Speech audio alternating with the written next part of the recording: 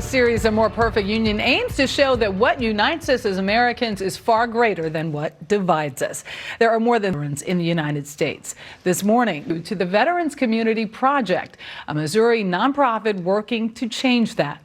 Dean Reynolds toured their village of 49 tiny homes that provides everything from furniture to fully stocked refrigerators to help vets get back on their feet. I was there all the way up until I was wounded. Far from the foreign battlefields that once gave his life a purpose, former Army sniper Kyle Prellberg has come home. What does it mean to you to be here?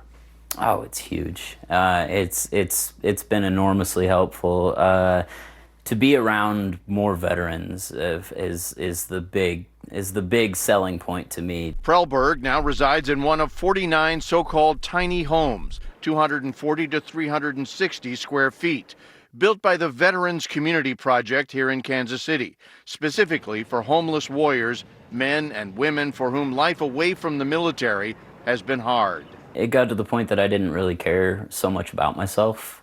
Stopped taking care of myself. Nobody's relying on me, and it became, what's the point? Veterans have twice the risk of becoming chronically homeless as other Americans.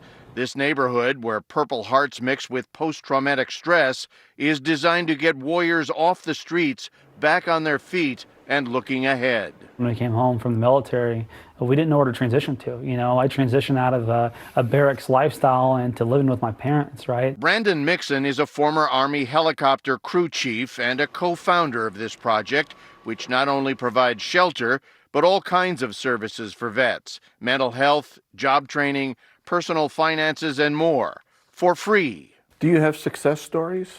Oh, absolutely. I'm not trying to sound cliche, but every veteran that walks through our door is a success story. And that's just because we're able to remind them, hey, dude, you're not alone. If you're battling with something, let's figure this out together. I was going through a pretty difficult time. Jason Kander served in Afghanistan, was elected Secretary of State of Missouri. How y'all doing? Almost won a U.S. Senate seat and then ran for mayor of Kansas City before abruptly dropping out.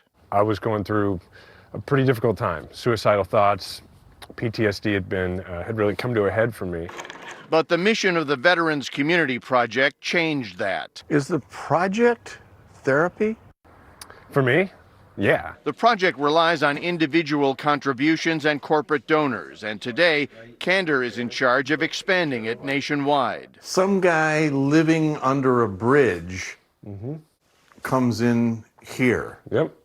Comes in here and is now surrounded by veterans who have a shared experience with him, can help reactivate that sense of pride and accomplishment and that shared sense of community. Maybe even more. It restores that sense of dignity, right? That sense that says, hey, look, you served your country, and we're going to treat you like you served your country. So far, 2,000 other communities across the country have contacted the project to see if they too could start a neighborhood of tiny houses and big hopes.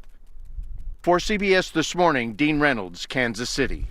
Yeah, wow. I love it. What a great project. Really amazing. A lot of people feel our government, us, we should be providing more to help these individuals transition back into normal life because they've been out fighting for this country. Yeah, this is a beautiful project, literally and figuratively. And those homes are nicely built. Yes. As you were saying, I love that they're each distinct. Yeah, different shapes on the roofs and everything. It's not the size of a home that makes it sweet. It sure doesn't. And the idea of restoring